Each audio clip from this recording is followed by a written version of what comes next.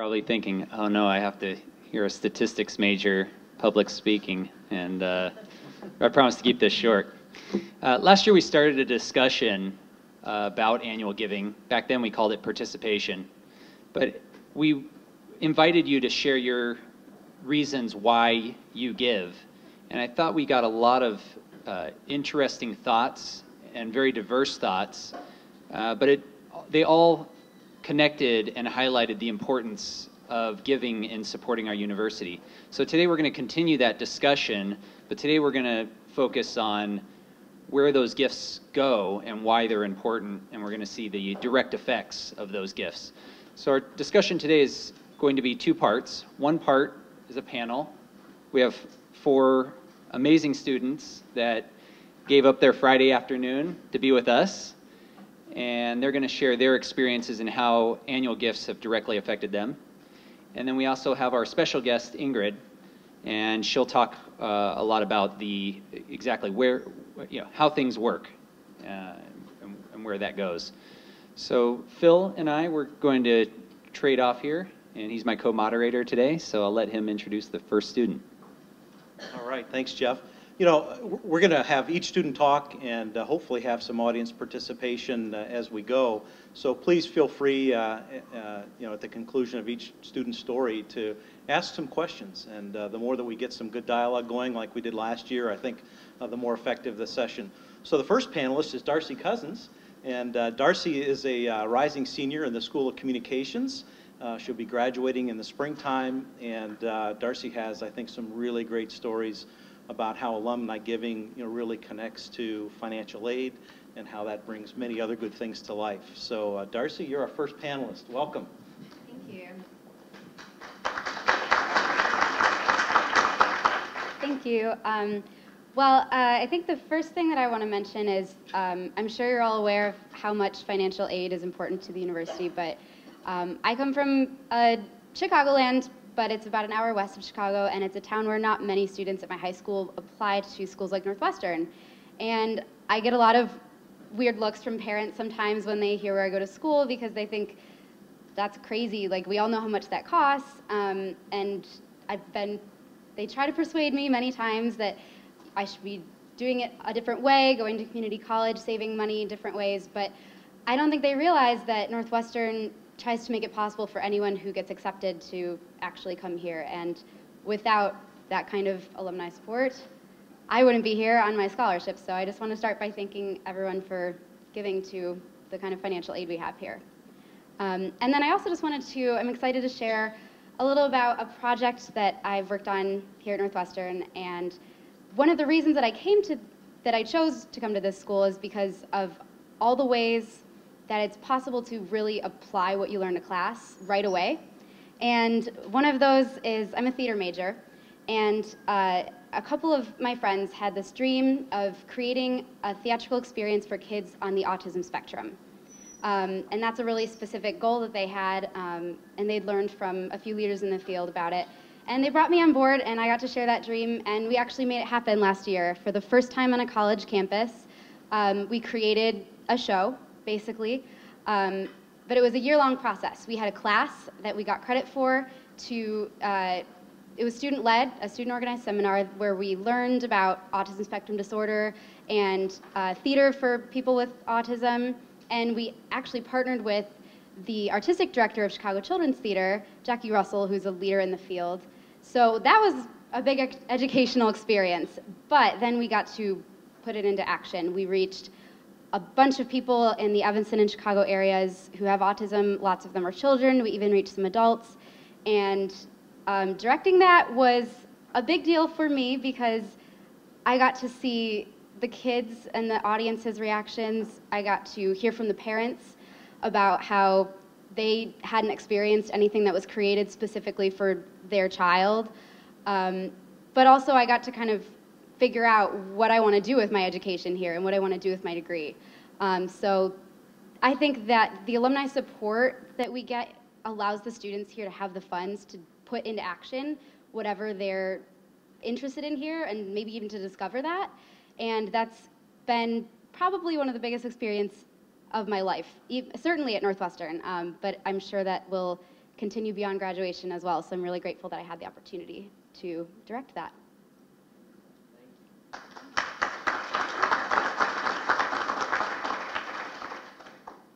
What questions do you have? Any thoughts? What a great story.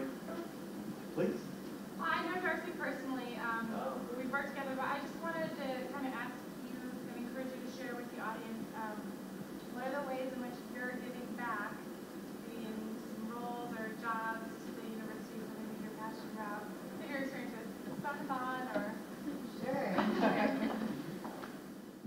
Yeah, well, as Hannah mentioned, I also work at the Northwestern Phonathon, where we actually get to talk to all kinds of alumni, undergraduate alumni, graduate alumni, even parents.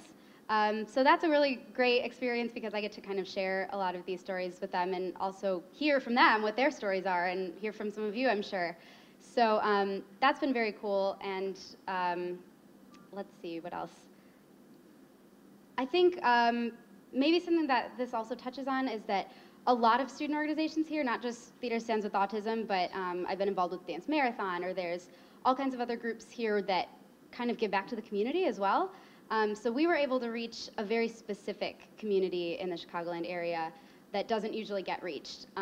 But other groups here also, I mean, Dance Marathon every year, we raise money for one specific cause, and we raise a lot of awareness for that too. But there's just all kinds of student groups that really are able to reach a lot further than Northwestern and this campus. And that's, I think, kind of an important learning experience in college to have, to learn how to apply what you can do to a lot of other people. Yeah, Mark. Darcy, you mentioned that not many people from your high school came to Northwestern. How did it get on your radar? Was your counselor at all helpful, or how did you find out about Northwestern and that it was possible to come here? Well, since you asked, my parents are also alumni. But it's a funny story, actually, because I was raised wearing a lot of purple, and I even came to a few football games in an outfit my dad made for me. A little cheerleader outfit. But once it was time to look at schools, or a little sooner actually in high school, I sort of had it in my head that I was going to go and do something different. And my older sister went to Northwestern as well. Her name's Ashley. And I felt like I needed to do something different. So I looked at 23 schools, mostly on the East Coast. And after all that, I had to admit that my parents were right, and that this would be the best school for me and for all the things that I wanted to accomplish. So. Other questions for Darcy? Well, there's no doubt that the annual fund has a direct impact on students like Darcy, but also on programs like the theater program for these children with autism. So thanks a lot. Our next panelist is Chase Eck. He's a senior at McCormick School of Engineering. And did I did I understand this correctly? You're majoring in three areas. So we have MMSS, mathematics, and help me with the third. Economics. So very busy gentleman. So Chase, please share your story with us.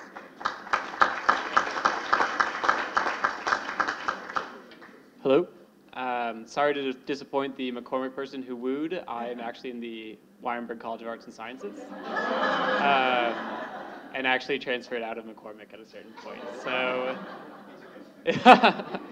but I love it. My brother was an applied math major and an engineer.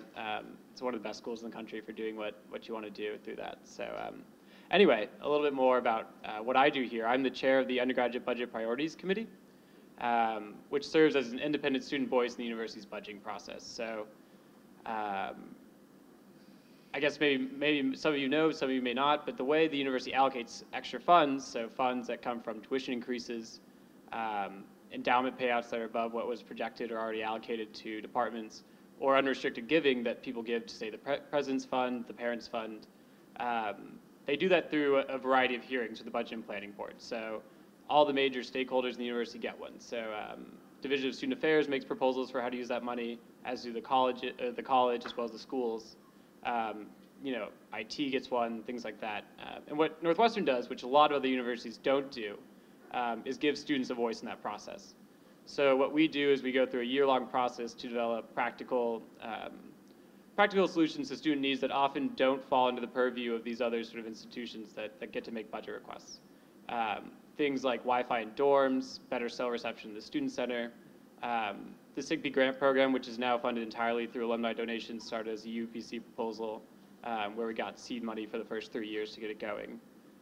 Things like that really address student needs that are articulated, but oftentimes don't have the year-to-year sustainability to really come up with a good, workable, feasible proposal and then get funding for it through usual mechanisms. That's sort of what we do. And the way we go about it is in the fall, we do something called the Campus Brainstorm, where we send out a form to the entire student body and ask them, if you could change one thing about Northwestern and you had unlimited funds, what would you do with it? We take those as well as information and ideas from conversations with administrators and student leaders and sort of boil them down into sort of what are the needs of the university right now, what are the students telling us, and then we send out a survey to the entire student body as well. Typically get around 20 to 25% response rate, which is really good for a student survey. We use that to sort of rank them in priorities. So the big thing with university budgeting is, as I'm sure you guys know with any institution, is there's way more ideas than you could ever spend money on. You just don't have the money to do that. So what we do, especially with our survey, is really try to rank student needs in a priority, and then we work with administrators to sort of figure out what's the best, most sort of workable and efficient way to allocate these funds. And I think it really gives students it gives them a way to sort of concretely engage in these discussions, and instead of just sort of saying, I want this sort of unrealistic thing, how can we address it through the channels that administrators go through for their own budgeting process? And so, like I said, most of our proposals, as well as a lot of the new proposals that come out of the other departments, are funded through unrestricted giving, and it gives us the flexibility to try new programs that we may not be able to try with only our general funding sources. And so I'd like to thank you all for allowing us to be able to do that. A lot of really cool programs that augment the student experience and really make it unique for Northwestern come out from unrestricted giving. Thank you.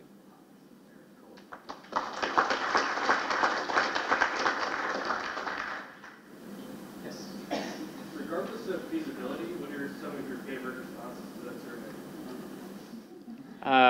Well, so perennial one that doesn't seem to garner widespread support is a 400-meter track. There's this core group of students who really want a 400-meter track. Besides not really knowing where to put it, it's also, we don't have a lot of time to run during the school year outside. So that's one of my favorite ones. A perennial one that's been at the top of our list that is sort of hard to do through our process because we work with the annual budget and not sort of capital items, is a new student center. And so we've sort of looked at different ways to address that and sort of push the issue along through our process.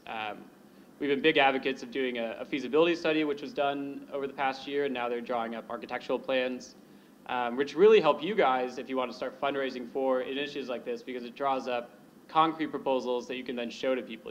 This is the amazing student center that it's going to be if you give to it, rather than students sort of want this vague abstract thing. And so we've really tried to push along and sort of make these more amorphous priorities more concrete, to sort of help the student experience and articulate why that's important to students. Can you just explain to the crowd here a little bit more about the SIGP program? Because I know the Councilwoman are big supporters of it. It's a terrific program and an additional kind of scholarship fundraising opportunity for all of us. Yeah, so the SIGP program, it stands for, and we're all about acronyms here at Northwestern. But SIGP is the Summer Internship Grant Program. And so what it is it gives small grants, usually like $1,000, to students with financial need to pursue internships they wouldn't be able to pursue otherwise because they aren't going to pay them. To do things like go work for a nonprofit over the summer, to go do research without a grant, even to take internships in non-profit or for-profit fields that typically don't pay you, right? Like, journalism, typically not. Some business internships. And so it really helps students who don't have the financial means to sort of subsidize their own summers to get those sort of cool opportunities that lead to much better opportunities later on in their career path. So I don't know if that's... Yeah, that's right. Do you know how many they give, how many scholarships? I don't know. So I don't, do you know, does anyone know how many SIGPs? Okay. I am actually a SIGP recipient, and I received the grant my freshman year. I interned actually in a construction company, developing construction company in the marketing team. And my year, I believe they gave out a little bit over 40 scholarships, but there were over 200 applicants. Good segue. Okay. Any other questions for Jake? Well, in my estimation, you have a budding finance career, so I'll come back hard at the end. So we can just move right to Stephanie. So Stephanie is in the School of Education and Social Policy. You're a junior, and annual giving's helped you in a couple ways, and one of them is the student intern grant program. So I know you already talked a little bit about it, but if you want to talk a little bit more and other things, you can. Okay, so I am a rising junior double majoring in economics and learning and organizational change in CESP. And as I said previously, I am a grant recipient. So my freshman year, my summer, I wanted to explore different fields. I wanted to gain the experience I wanted in order to really explore my career opportunities being so young. So I come from, I think, a very different background from many other Northwestern students on campus. And I am actually the first in my family to attend college. And that being said, I want to thank all of you. And really having the financial aid at Northwestern that we do have has been such an amazing experience. I've been able to do so many things here on campus. And I actually got here because of a academic counselor at my high school. And while being a SIGP recipient, I was actually able to intern, as I said, with a developing construction company. So that was a very interesting experience. I worked with other fellow marketing interns, and it was really a great opportunity because if SIGP hadn't been around, I would unfortunately have had to find some type of other employment that wouldn't really give me the career experience that I wanted in order to develop here on campus. And I am actively involved in my sorority. I am currently disaffiliated, so I'm disaffiliated because I am a recruitment counselor. So that's very exciting. It's similar to a peer advisor position here on campus. And along with being a recruitment counselor, I am also head of the and work along with my fellow, sorry, I'm nervous.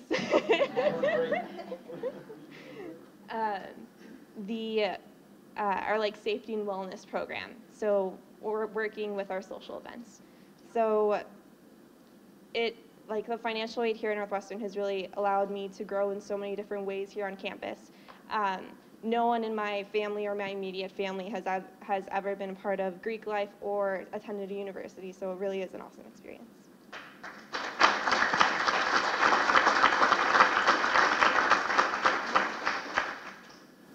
questions for Stephanie? As another young alum, and I also participated on a similar panel like this, were you, or are you currently, I'm not directly aware of many of the ways that alumni giving allowed you to take advantage of certain activities, certain scholarships I didn't know were directly funded by alumni. Are you aware, or were you aware before you actually received the SIGP scholarship, or your particular scholarship that you have here? Did you know how alumni giving directly influenced you, or was that something that you learned later? Was that something maybe you learned before the panel, and what's it like with your friends too? So this summer I actually had an awesome experience of being able to intern with the Alumni Relations and Development program here at Northwestern. It was really through that opportunity that I was able to see how alumni giving really impacted me here at Northwestern. And coming from a very different background from students here on campus, I kind of had no idea that it was really your support that gets students like me here. And I think coming into Northwestern, it was a little bit challenging because I do come from a different background, but at the same time, my academic advisor here was so helpful in plugging me in with fellow CESP students who came from a similar background like myself. So that was great. Yes, really quick follow-up. Yeah, no, go for it. How then do you inspire or invite in your friends? I know particularly with some of the communities that I was involved with, some people said, and I said this when I was on the panel, so sorry for anybody who's here, but some people were not interested in giving back, you know, or didn't necessarily realize that some of the reasons they were able to be here was because of the alumni giving. Would you like to join our committee, by the way? Is there a way, as a student that's still here and as a soon-to-be young alum, that you can make that clear for your sorority sisters or anybody that who's also a recipient of the CP scholarship to say, hey, to start young alumni giving sooner than later. I personally need to get this while we're still here. Have a reason to want to give back. Get that on video. Well, I think because of my summer internship, I know we're really starting to bring alumni giving more of a presence here on campus. So for example, having students write thank you cards to young alums and really educating students about just alumni giving. And I know that that's something that we've been working on. And I also think that the entire department has been really bringing the presence of alumni giving more to campus. And I know I kind of serve as a spokesperson with my friends and with my sorority sisters, educating them about just how important alumni giving actually is on campus, and especially unrestricted dollars. And all of my fellow interns are actually spokespersons, and it's definitely something that we are working on and definitely something that we want to do. It's such an amazing opportunity being here on campus, and it's so interesting to know that so many students aren't knowledgeable about how important young alumni giving and just annual giving is. Keep doing what you do. Thank you. Yes. I have a question for anybody on the panel, which is for those of us who are affiliated with or in charge of our local alumni clubs, is there some pool of information that we have available to us that we can send out to our members to explain exactly what she just said? This is why you need to give. This is one of the ways you can help. These are the students who benefit from this. Is there some pre-printed or some background that we can use and maybe personalize a little bit to send out to our constituency to get them to maybe think about this in a way that they haven't before? Oh, that's a wonderful question. Our committee began developing, and it really started as just a PowerPoint presentation, but one of our objectives is to continue to evolve that into more of a toolkit kind of approach that, oftentimes a local club or local committees or local organizations are faced with all kinds of different opportunities. And so what we're looking to do is to create materials and tools that would enable you to sort of plug and play as you see fit. And I think One Northwestern, as a tool that's going to help enable and bring a lot of that to life. But you gave us 2 or 3 additional ideas with your question that I think we'll take and continue to work on as well. And there is a link to the presentation that we started to develop a couple years ago on the NAA site that provides kind of a broad background overview and set of materials for that. And so we'll make sure that we find that, and we can make sure everybody knows where to find that information. There is I asked for some. Oh, terrific! Even better. Amy, this is what Jess Titus sent to me.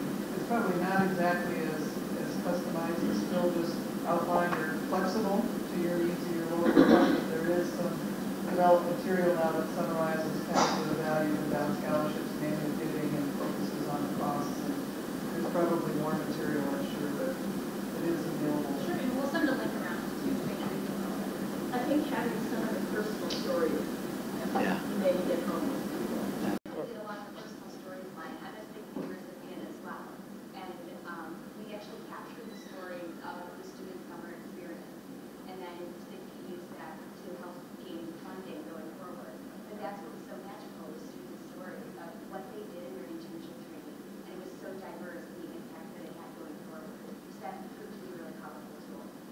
Excellent. We try to do something similar to the Evanston Club. Every other year we have a scholarship event that we do, and we have some local students that are local scholarship recipients that come down and they talk about their Northwestern experience. Actually, one of our board members, who happened to be from the area, when he came to Northwestern, got his law degree elsewhere, and he's back in the area on our board, and got to talk about his local experience now, how he's doing that. So if we're able to do that, yeah, it's fantastic. Please. So yes, I have a personal request for Matt. So I realized that there's not a widget in our Northwestern for donation. If you can put a widget of donation with maybe a picture and little profile and what our contributions have been doing for this person, it would be great. And it can like refresh every single time that you go to the same page. Because yes, I was trying to look for something like that to put on our page and I couldn't find it, so that would be great. And I just wrote that down on that paper. It would be a great way for people to personalize their Northwestern club page potentially, especially if you get local students' stories, whether it's thinking or whatever else.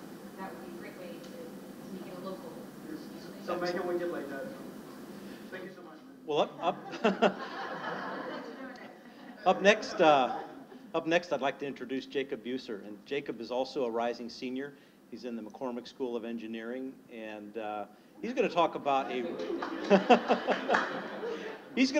a really cool project that I think will amply illustrate the fact that alumni giving goes well beyond financial aid and those kinds of things. So, Jacob?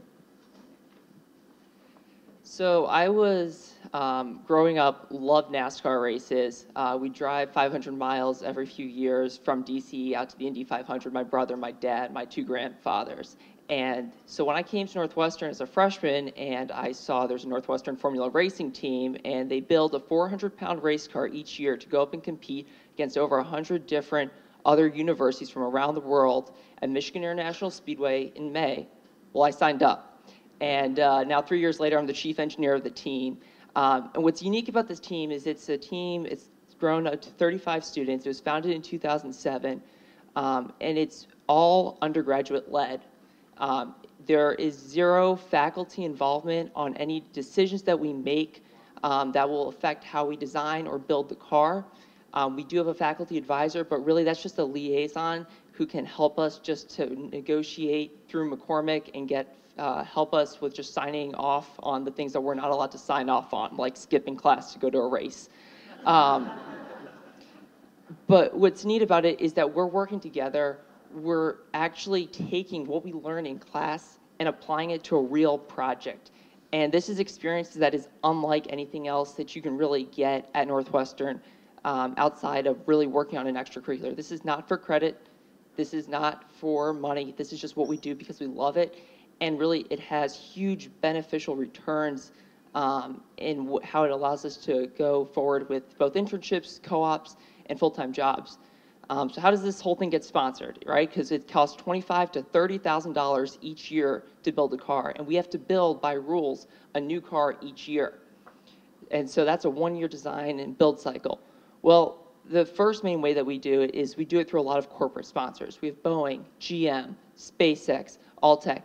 A lot of these companies are engineering companies that are looking to hire Northwestern students, both for internships, co-ops, and then also full-time jobs. So they view it as a way where we'll give them a stack of our resumes, we'll let them come present to our team, and as a result, they'll give us some funding for the car, or we'll get in-kind donations. But also, more recently, we've been getting money through McCormick that's been unrestricted money that's come from alumni that's been able to be funneled towards our team. So that's been able to pay for competition entry fees. That alone costs our team $3,000 to $5,000 a year just to be able to go to competition to pay for entering the event. Also, travel fees, buying a new trailer. So these are fees that are outside the scope of a budget that Northwestern students have the ability to raise, and also promoting the, because we're focused on the year-to-year, right? So these are the overarching long-term investments that alumni giving is able to really push forward. And really what's cool about the team, why should we actually spend this much money? That's like $1,000 a person on an undergraduate student per year. It's a lot of money on top of tuition. It's because it allows us to build really better engineers, and also really starts to bring in more relationships between students at Northwestern, the alumni that are out there working at different companies, and also just other companies and how they're able to get involved with the school and seeing how they're able to start now working with us and building better programs at McCormick.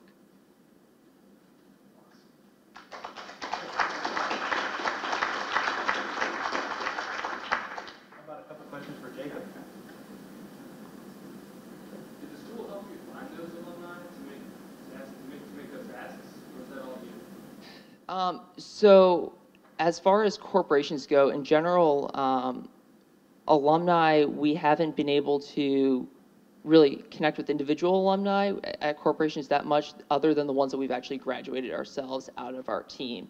What we have been able to do really though is see that alumni giving has gone straight to our team through what's now open in McCormick to student groups. So you're able to apply once a quarter for up to $5,000 or $10,000 depending kind of on the size of the team and what the scope of the project is. And so that's really where the alumni giving has come in. I saw another hand. Pardon? No, we have not won. So I wish we had. We are a very young team. So the team was founded in 2007 by 4 McCormick sophomores at the time. This is a competition that's been going on since the 1970s, and there's teams that have been doing it since 1970s. All the Big Ten teams participate, and we are one of only 15 teams that's actually sponsored by SpaceX. And so that's been really cool for us. We did very well this past year in design and in the business presentation part of the competition. We did not finish the endurance part of the race, and that by itself is worth 1/3 of the points. So we finished about middle of the pack overall. Yeah. Do you have a new design every year, or is it full new design every year? Correct. So by rule, you have to come up with at least a brand new frame design. So what that means is when you redesign the frame, well, you kind of have to start with the suspension. So by rule, then you're going to restart with the suspension first. What we do is from a component by component, we're doing iterations, right? So last year, for the first time, we manufactured our own wheel centers and hubs. And so that was so that we could reduce the mass in each corner by 50% and rotational inertia by 65%. Also dropped the number of fasteners from 128 down to 12. So basic layman's terms, that means that instead of it taking me 3 hours to take apart the car, it takes me about 15 minutes, which is amazing. But as a result, it also took us about 40 hours per hub to manufacture, and I really did not enjoy spending my spring break doing that. And so this year we're going to iterate on that and work on making it better for manufacturing. So not a completely new design. We're not going to go back to the drawing board, but we do iterate every single thing that goes onto the car. From a marketing perspective, this sounds like a really good opportunity, but I have to tell, I don't know if anybody else has ever heard of it.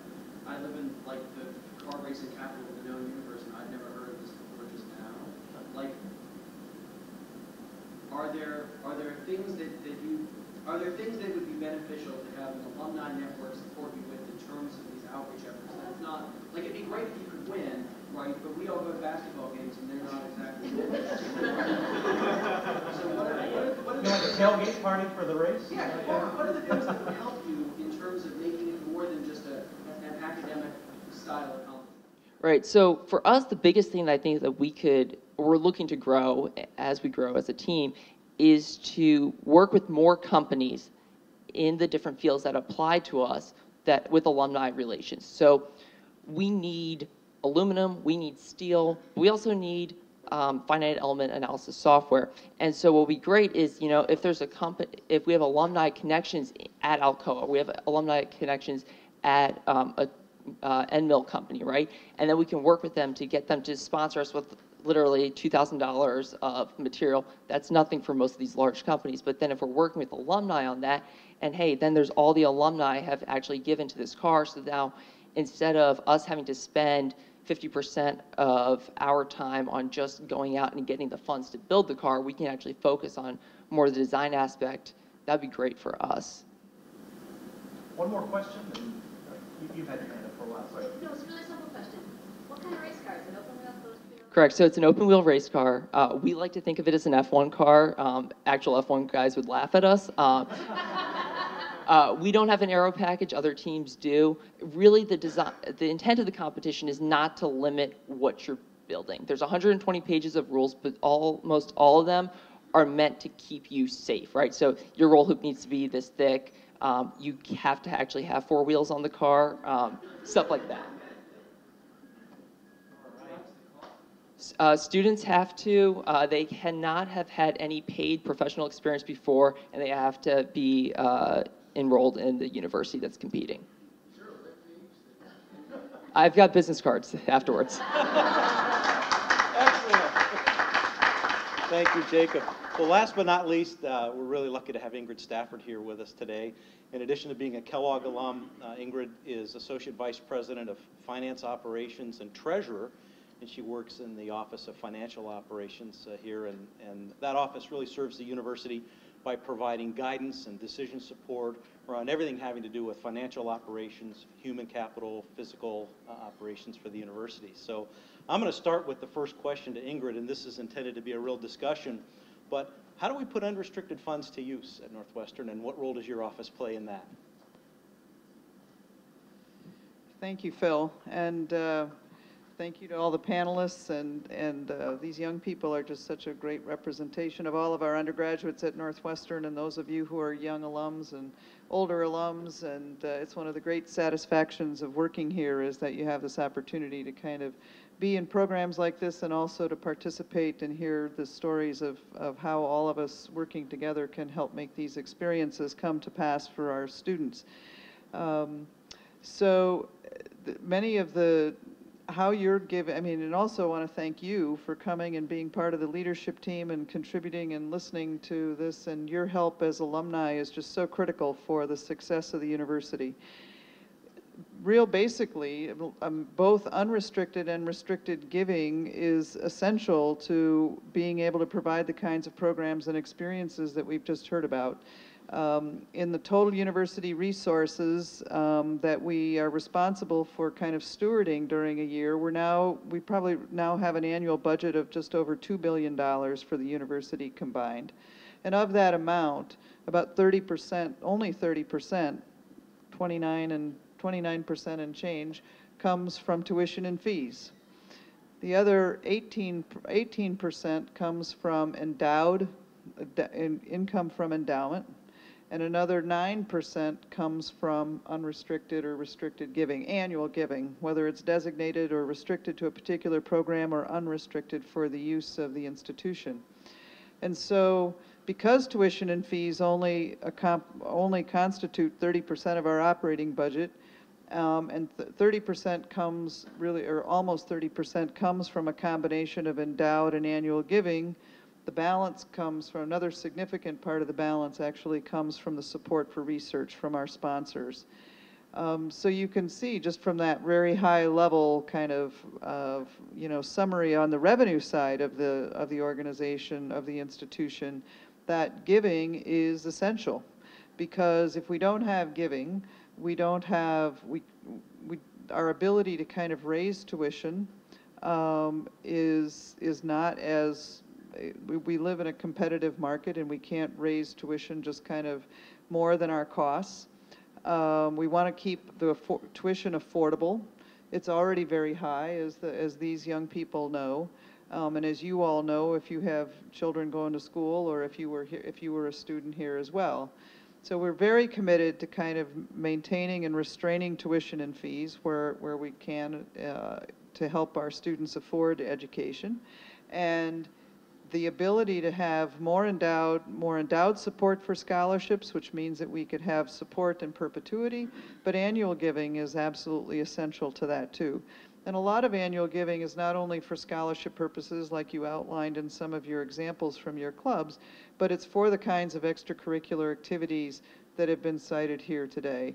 The ability, for example, of the McCormick School to be able to have this fund for these projects, for School for Education and Social Policy, or for the Internship grant program. I mean, many of these are not necessarily the largest ticket items that we have, but they can have a really meaningful impact to be able to kind of support programs that for all of our schools become really essential to providing the kind of experience that we want to provide at Northwestern. I think another element of what makes schools in universities like Northwestern unique, but also leads to some of our increased cost, is that we're a research-intensive institution. And some of the resources that these students have available to them are really the kind of, because they have access to faculty and resources and facilities that enable them to access professionals who are, for example, familiar with, who know the science of autism or communications, or to be involved with math methods in the social sciences and economics, so that they can come into those budget meetings and call us on our bluff and be able to say, but Chase was telling me during the break before we got started that he's worked on research this summer in our regarding social science policy with respect to pre-K education. And that's working directly with professors who are doing that. And I think all of them have had access to that kind of faculty, and that's expensive.